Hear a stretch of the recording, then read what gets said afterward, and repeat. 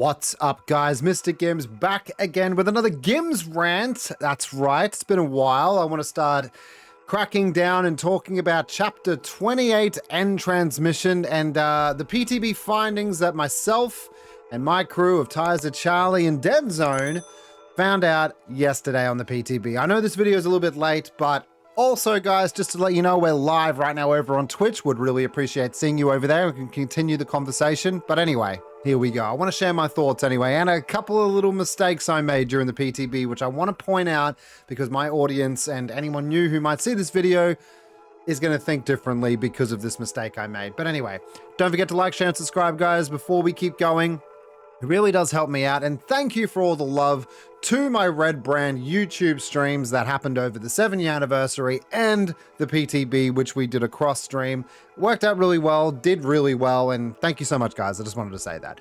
But anyway, let's get into the first thing, the most important thing, because I am, at the end of the day, a certified killer main. Let's talk about the Singularity. The Singularity is a kind of a weird robot alien hybrid, I guess, created by humans and then injected with this sort of alien being, if that makes sense. I don't know. I haven't read the lore. It looks like it. Let's go with that. But his powers, very cool. I was using his eyes correctly. I was using them as surveillance cameras to infect the survivors, which is exactly what you're supposed to do. I was also using them throughout the map and switching to and fro from them. Pretty cool stuff, working out really well. But then I was using his overclock ability, how I thought was what was normal, and that being that you use the eye again to then lock onto a survivor after infecting them, and then, you know, going straight onto them, having that overclock, which means that I have faster break speed, haste, and pallets pretty much do nothing to me, and you can teleport right behind the survivor. But I thought that was all right. I thought it was okay. I was a little bit up in the air with it.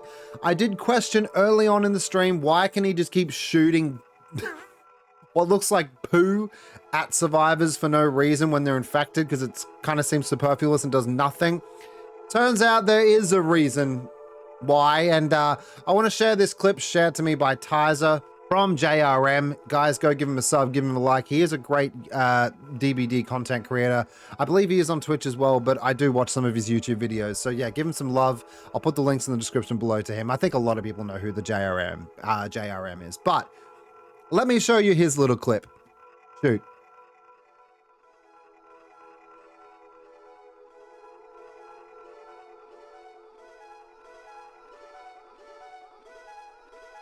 This completely changes things. So you can now, in the same way that the eyes can lock on doing surveillance after you've, you know, infected the survivor, you can do it mid-chase just with the Singularity. This is at a long and a short sort of distance, and this completely changes everything about the character. Anti-loop is certainly there, breaks pallets super fast with a built-in brutal strength and everything else that comes with it.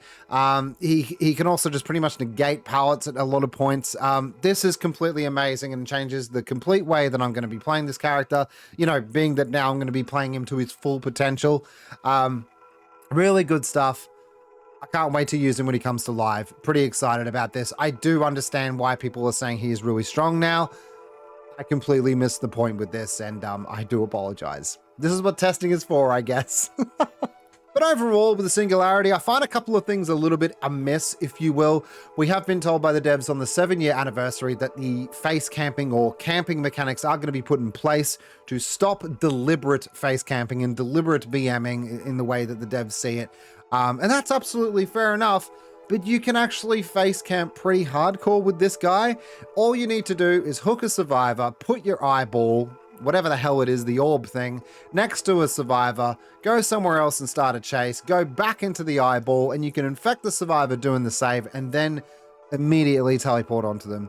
You're not going to always get an insta down, but I'm telling you now, that negates the complete camping mechanics. So I'm not sure what that is all about. Not sure. They say they're trying to get away from it, but I did find many instances where that really did help me out because I was just testing to see how strong it would be. Not sure about that. Overall, with the Singularity, I'm really happy with him. I think he's pretty good. Now that I know with JRM's clip that Tyzer showed me what he can actually do, it's quite devastating, and I think this guy's going to have a really strong spot in the game. I'm not sure if he's going to get a nerf. Not too sure. Really cool stuff, though. Quickly want to mention as well the Singularity's perks. Let's go with genetic limits. When a survivor finishes the healing action, they suffer the exhausted status effect for 32 seconds. It's okay. Forced hesitation. When a survivor is put into the dying state by any means, all other survivors standing within 16 meters around them suffer from hindered status effect for 10 seconds, reducing their movement speed by 15%. This perk goes on cooldown for 40 seconds at max rank. It's okay. Pretty cool, I guess. I do like the idea of everyone being hindered around you, especially when there's like survivor friends and that more need to want to help your friends, so it's kind of cool. Machine learning is definitely the most interesting perk for me personally. After performing the damage generator action, machine learning activates. While this perk is active, the next generator you damage will be compromised until it's completed.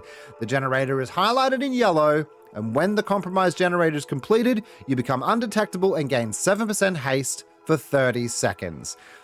Then machine learning deactivates, and if you break a gen while another generator is compromised, the compromised generator moves to the latest one kicked. Yeah, I just think this is really cool, and it just keeps a good flow of the game as well. I feel like you're going to get multiple users out of this, especially with it being tied to generators and a simple kick as well. So I think this is going to be the most fun perk out of all. I'm not going to say it's the super strong, amazing perk, but I think it's got something. I don't mind it. Let's talk about Gabriel Soma, the survivor. He's a low-tech survivor landing on an alien planet, I guess. He looks the part. Doesn't really do it for me. We'll see what cosmetics bring, but let's get into his perks anyway. Troubleshooter. When you are chased by a killer, this perk activates. You see the aura of the generator with the most progressed. You see the aura of the killer for 4, 5, 6 seconds after dropping a pallet. This effect lasts for 6, 8, 10 seconds after being in a chase. This then deactivates. Pretty cool, especially if you're in like a, well, not even a swift, but when you know when a generator is about to pop or when you know it's about 10 seconds left to pop, it's good to know that that generator is on its way. Lead the killer someplace else. That's okay. I guess it's all right. Made for this. This perk activates while you're in the injured state. You run 3% faster. After you finish healing another survivor, gain the endurance status effect for 10 seconds. Made for this, cannot be used when suffering from exhaustion, but does not cause the exhaustion status effect. I think this definitely might have a place. I keep saying this every single PTB and every single new chapter. Will this be meta? You know what I mean? I'm not sure. I think you'll see a couple of uses of it, and then I think it might go away. We'll see though. Scavenger. While you're holding on an empty toolbox, this perk activates. Succeeding a great skill check while repairing gives this perk 1 token, up to 6, 5, 4. Up to 4.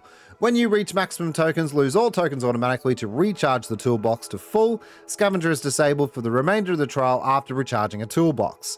This perk grants the ability to rummage through an open chest once per trial and guarantee a basic toolbox. So yeah, it's just get more use out of your toolbox, I guess. It's all right. Guess we'll have to see how it goes. I want to talk about the new map. It's Devaka Deepwood, Toba Landing, where the crashed ship is. Yeah, definitely. You can tell that the devs are really loving the absolute cluster F that is their new map design. They love just throwing garbage left, right, and center. I'm not going to lie, the map looks really cool. Aesthetically, it looks cool too, if that's your type of thing. I do think it's a little bit too much with the color, but obviously this is the aesthetic that we're going for. This is a personal preference opinion. But yeah, there's so much crap everywhere, and it can become a little bit convoluted, confusing, and sometimes you just kind of don't know where you are. I've played on the map maybe 8 or 10 times now. I kind of get the, where everything is. I do like the main building. I do think it's really cool. I think there's a lot to it with multiple levels. It took me a while to figure out you could even go upstairs all the way on the top of the roof. So yeah, it's pretty cool. The shack looks cool. I definitely like the design of it, and I like the exit gates as well. I think they look awesome.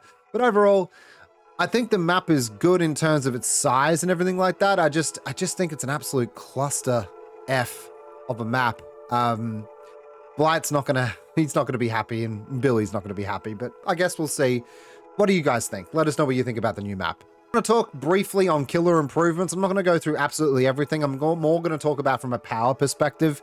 But the Ghost Face received quite a buff, I will say. I didn't actually test it in PTB, but I'm interested to see what you guys think. His movement speed while crouch is now 3.8 meters a second, was 3.6. Sweet, I'll take it. Night Shroud recharge time, 20 seconds. Now been reduced, it was 24. Pretty cool. 4 seconds is big. Killer Instinct duration after being revealed, 4 seconds was 2 seconds. That's an overall great buff. Great. Well done behavior. This kind of came out of nowhere, but I'll take it, man. I'll take it. Executioner. This is the one people are mostly talking about, and I can understand why. He's got a power buff as well. When hitting a survivor with Punishment of the Damned, that survivor is inflicted with Torment now. Completely makes sense, you know what I mean? Completely makes sense that when you use your Punishment of the Damned, you would infect them with that, so it kind of makes sense, or inflict, rather. It's going to make his cages become more prominent and hopefully not tunneling. I guess we'll have to see. But yeah. Let's talk about some perk updates as well. Pop Goes the Weasel got a buff. Didn't expect that. Basically, when you break a gen, you lost 20% regression of its current progress. Now it's 30%. So that's an increase of 10%. Decent. Not bad. I'll take it. Deja Vu and Flashbang got some changes as well. I'm not really going to get into it, but there was buffs. Deja Vu sort of helping with the 3-gen, and Flashbang just to make it more accessible. I like it. I'm happy to take it. Another big change. These rants are supposed to be negative sometimes, but this one's not too bad. There's a search bar. You can search all sorts of things as well. Items, I think cosmetics is one of the things you can search as well. But perks, you can search for perks now. Thank you, Shroud. You can search for perks now on an easily accessible search bar. It's going to make life so much easier. Really think they've done a good job with that. 7 years in, and it's finally there. It took one of the biggest streamers slash gamers of our time, Shroud, to make a point of it. Better late than never. Nice. Overall, guys, my thoughts on the chapter itself, standing on its own, not including it that it's an anniversary chapter. I think it's passable. It's got a new map, which is always interesting. It's got 2 characters. Killer is definitely interesting, and the Survivor's got some okay-ish perks. You know, it's not going to be remembered as the best chapter ever made, but I think it's passable. I'm looking forward to the future of Dead by Daylight, not so much the present. I'm really looking forward to licensed DLCs. I've kind of become that person now where I need that to keep me hyped, but a lot of quality of life changes are coming as well. This chapter has done some, back of house cleanup as well, so I'm happy with that, but I guess we'll see, man. I think this killer, while I play him properly now, I think he could be really good, and I'm definitely going to smash the hell out of him when it goes live, so looking forward to him, man. But anyway, guys, those are my thoughts. That's my rant. I tried to just... Well, I don't have a script at all. I just have bullet notes of what I want to talk about and let you guys know what I think about this. What do you think? More interested to hear about that. Don't forget to like, share, and subscribe. Drop your comments down below and let me know. And we are live right now over on Twitch. Please come out and see us. Let's talk about it there. Continue the conversation. Hope you guys have an amazing night. See you in the next one.